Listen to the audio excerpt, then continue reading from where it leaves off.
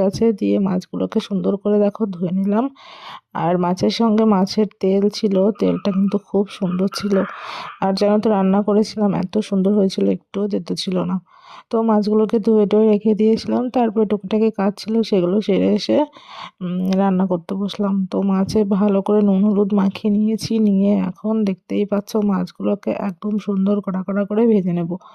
আর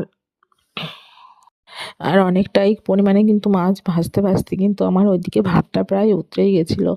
তো এদিকে মাছটা ভাজা হোক, আর ওইদিকে দেখো আমাদের সবজি মোটামুটি রেডি। মাছে তেল দিয়ে পেঁয়াজ আর হচ্ছে বেগুন দিয়ে ভাজা করব, আর ফুলকপি আলু দিয়ে হচ্ছে মাছের ঝোল হবে। আর হচ্ছে মটর কলাই শাক এনেছিল, তো মটর কলাই শাক দিয়ে মাছের মাথা দিয়ে ঘন্ট। আর আজকে রান্নাগুলো কিন্তু খুবই স্পেশাল, আমার তো ভীষণ ভালো লাগে এই যে মাছের তেল। তো দেখো এদিকে কিন্তু আমি মাছের তেলটা এখন বানিয়ে নিচ্ছি, আর ওইদিকে আমার ভাতটা প্রায় হয়ে এসছে।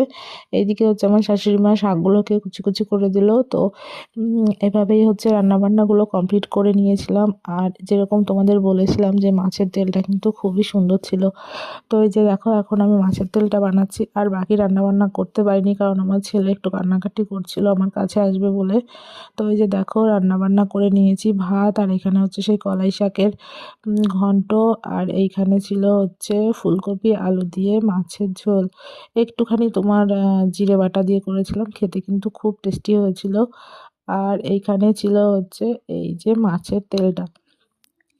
তো তারপরে হচ্ছে ভাবলাম যে একটুখানি হাতে টাইম আছে, তো সেই জন্য ঘর দোরগুলোকে আগে ভাবলাম মুছে নিই।